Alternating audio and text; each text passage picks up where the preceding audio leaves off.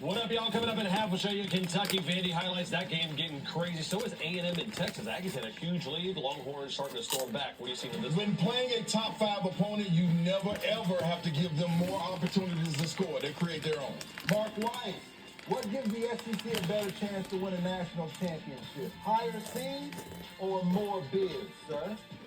That's a great question, Fish, and the answer to that is very simple. It's always higher seeds.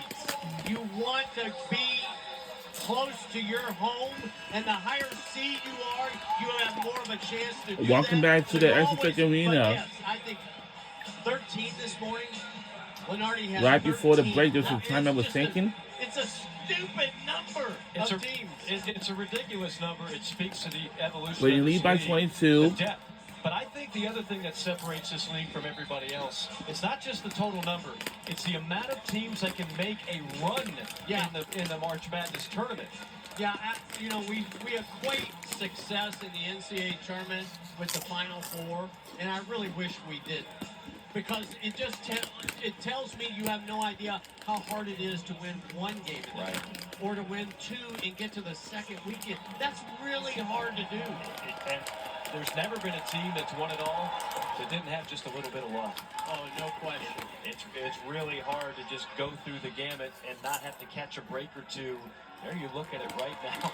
How about Vanderbilt? I mean, they had Kentucky Day. If they pull that off, you and I had Coach Byington in the Sun Belt Championship and James Madison. They were the kind of the Cinderella darling last year. They won a game in March.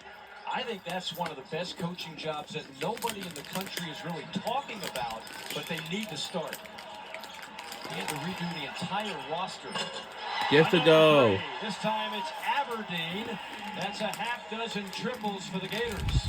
Aberdeen, 35% on the year, has become a much better player in his junior year. Strong take and a thunder. Oh my goodness, Georgia. Where did that come from?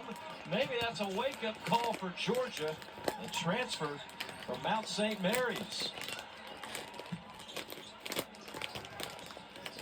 That has the home crowd buzzing in silence. I mean, this is a flat-out facial. Wow, the left-hander Montgomery in traffic. That is a one-handed, left-handed schwackums. My goodness. He missed much of the early part of the season, had to get his academics in order. He was the Metro Atlantic Freshman of the Year a year ago. He was a Floridian out of Broward County, Florida. Martin picked up the loose change, drops the mid-range baseline, Jay. It's been that kind of half for the fifth-ranked Gators. That's the old fumbling around, kicking around. Make the shot at the end of the shot clock possession. You drew that up a time or two, right? Newell, Kane on the wing. Missed everything.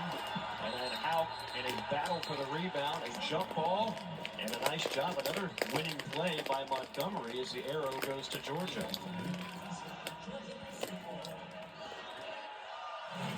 Take another look at Thomas Houck, the sophomore, who's made a big leap in his production from a year ago. You know what? I really like that call by Don Daly. Both guys had it. They're both falling out of bounds. No fouls involved. Yeah. That's the right call. My veteran Final Four official, Don Daly. Don Daly, Stephen Anderson, Patrick Evans, our crew today. As the shot clock ticks under 3 seconds to go. Montgomery just throws up a heave, hits the rim, but it took him too late to spot the shot clock. Under 2 minutes to play in a nearly perfect half for Florida.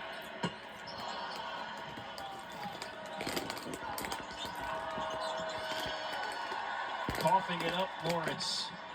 Kane saves a bucket on the other end to Aberdeen, but yet another turnover on this Georgia squad. It's an individual effort by Clayton, who anticipated that Lauren was going to go to his left as a left-hander. And that's what disrupted the play and forced yet another miscue by Mike White's team. Well, they got Houck inside on a seal. You know, Mark, the obvious question, because when you look at these numbers, I mean, it's not often that an SEC team has 13 turnovers in the first half. Right. We want to give Florida credit defensively because they're getting after it, and they brought the intensity and the juice on the defensive end. But how much of it is that, and how much of it is just simple carelessness with the basketball for Georgia? Well, when you get into a turnover mode, it's almost contagious. And I go back to this. Out of all those turnovers that Georgia's had in the first half, it's come from 9 different plays. And you asked Mike White, what's the next step at shoot-around? He said, we haven't gone to, like, okay, you're out. You turn the ball over. But in a game like this, who would you take out? It would be a revolving door. That's a great point. It would look like a hockey shift change. Exactly. No, that's exactly what Coach White said when asked the question. He said, I might have to just start yanking guys. You might have to yank another one. Whoa. Turnover and another easy bucket this time for Martin. Are we seeing in this week the evolution of a 1-2-2 for Florida? It's the reason they won on the road against South Carolina. They were down 14 late in that game. They went to the trap, and it completely changed the game.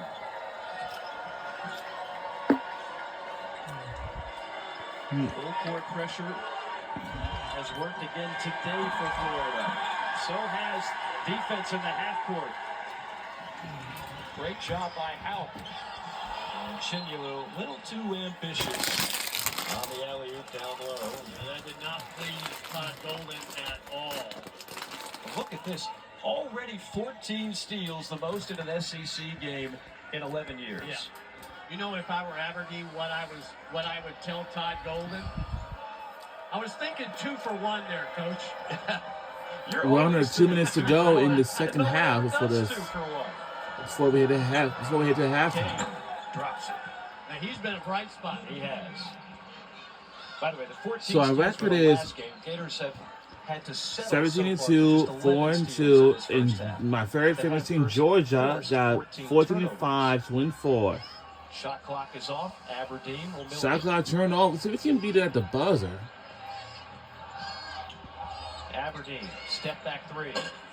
That one rims off. Wow. That is how the half will come to a close. And a memorable one at that for the Florida Gators. A 51-burger. 51-26. The 5th-ranked Gators lead Georgia here in Gainesville as we send you to the We're on terrific SEC Network for for today's rivalry game. Thank you, Mike. 51 On to SEC 26, Network. hotter than Chris Doran's highlights back in 1995. There for the Florida Gators. I'm Peter Burns. That is Ron Slay. Damian Fishback. I mean, listen.